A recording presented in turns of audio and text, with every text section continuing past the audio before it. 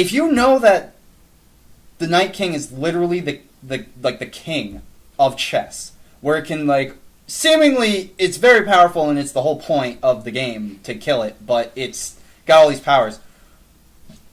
Why did they send it? And why was it so slow?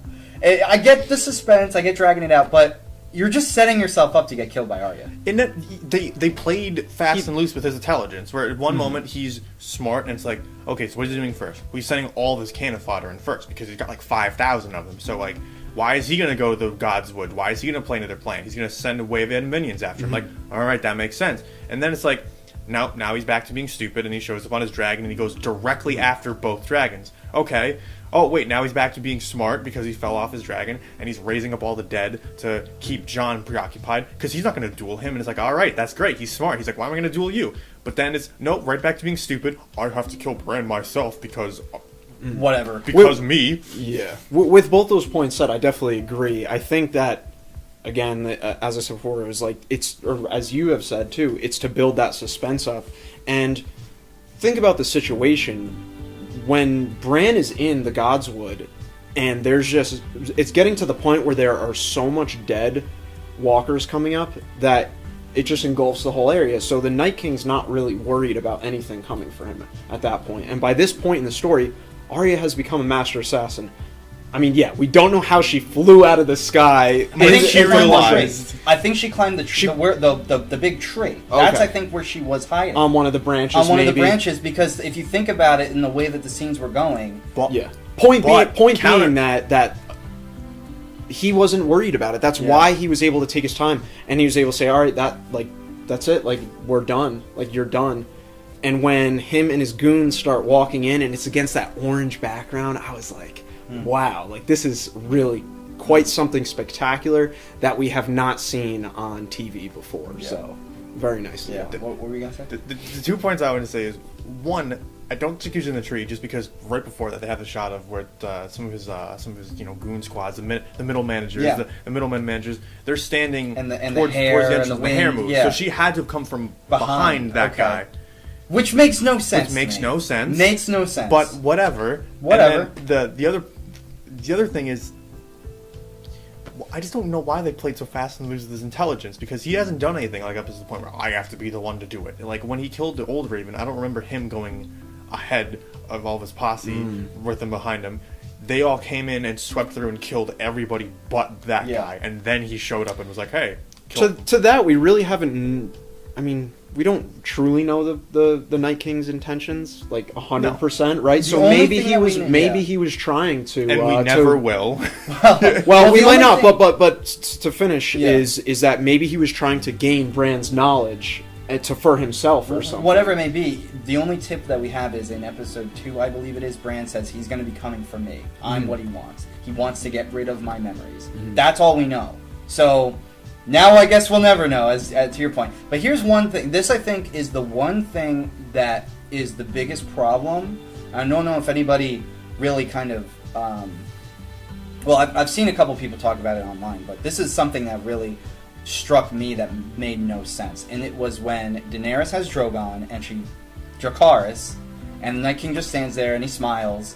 And it's like, oh, man, that's really cool, because... Dragonfire does nothing. But that doesn't... See, that's where it doesn't make sense. Because the thing that kills him is the Valyrian Steel dagger. And Valyrian Steel is just dragon's fire in metallic form. So if her fire... I think there's some stuff where they didn't really go into it in the series. Where it's supposed to have spells woven into the steel. In that specific dagger? That specific dagger, right? In everything that's Valyrian Steel. Okay. To be Valyrian Steel, it has to be. But still, I think it's fair because we don't magic. We don't know the full capacity of the Night King, though. That's what I'm saying. Is we don't. I'm saying it's okay for them to do these things that catch us off guard, to kind of elude us away from who's going to kill the Night King.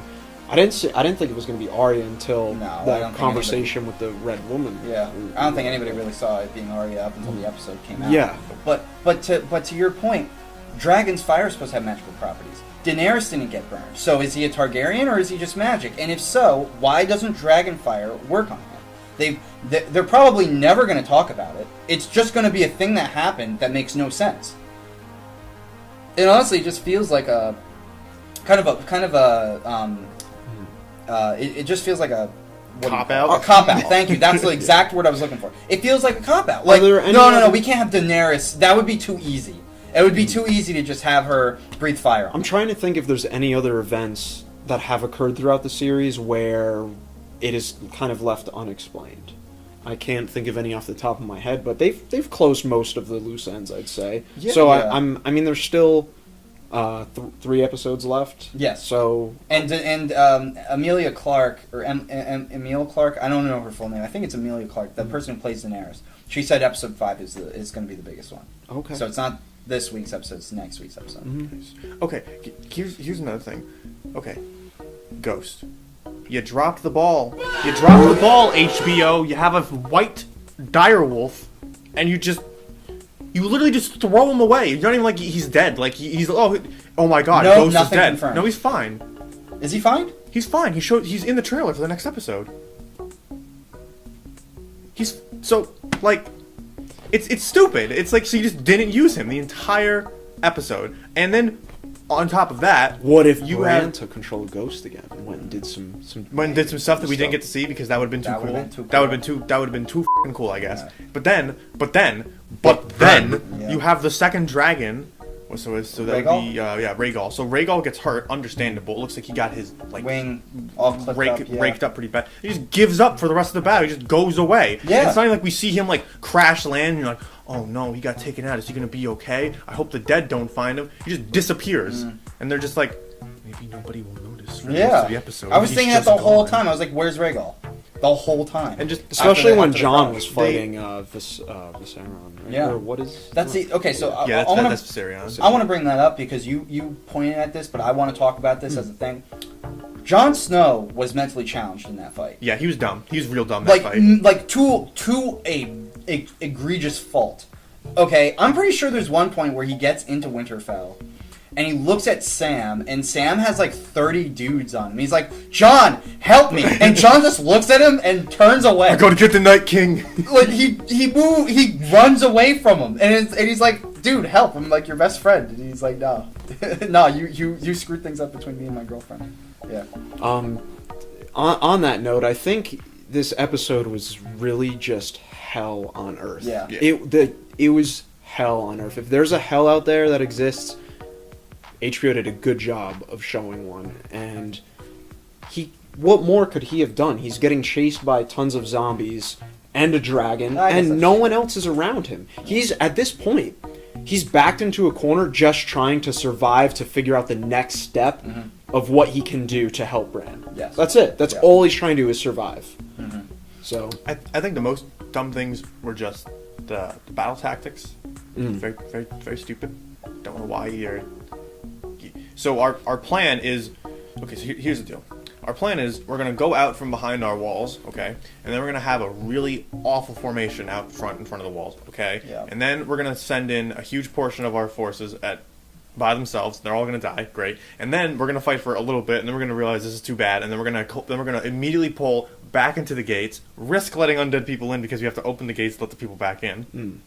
Then we're going to get to the walls, and then we're not going to use any hot oil, we're not going to use any stones, we're not going to use any tar, we're not going to use any other heavy objects, we're barely going to use any flaming arrows, we're going to use the trebuchets once. Do you think, though, that a lot of the Game of Thrones viewers are as knowledgeable as the tacticians of war as you are, which I know you're into that type My point is that generally, in Game of Thrones has stuck to this relatively realistic way. If you look at even when they left the pathetic little remnant force of the Lannisters at Casterly Rock, they were dropping rocks on the Unsullied. So if you want to explain to me why, it's like, okay, paltry force left to defend a castle that the head of the family said, openly, we don't care, let it get taken.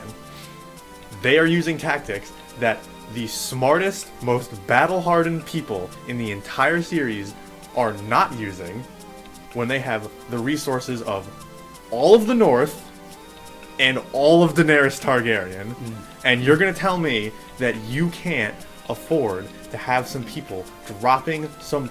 If you drop a boulder on an undead skull, is it going to kill it like a dragon glass dagger? Probably not. Is it going to slow it down substantially? You bet your bottom dollar. Yeah. Especially, there's also like no tar, no oil. this stuff. I'll tell you where it is. If they put it in the show, the battle would have gone very differently, and they would have kicked way too much ass, and it would have gone differently. So I think that's the whole point, yeah. So I think that's why they didn't do it. It's like, whatever, man. Because, like, at the end of the day, I still enjoyed it. I like watching the episode. I thought that it was fun to watch. I thought it was enjoyable. But it's just, like, from a technical perspective, analyzing it, it's just like, you guys were really freaking dumb. And you knew this was gum. You knew what was coming, man. Thank you so much if you've made it this far. We really appreciate your views. If you could please hit the subscribe button and that notification bell, and make sure you come back next week for more content.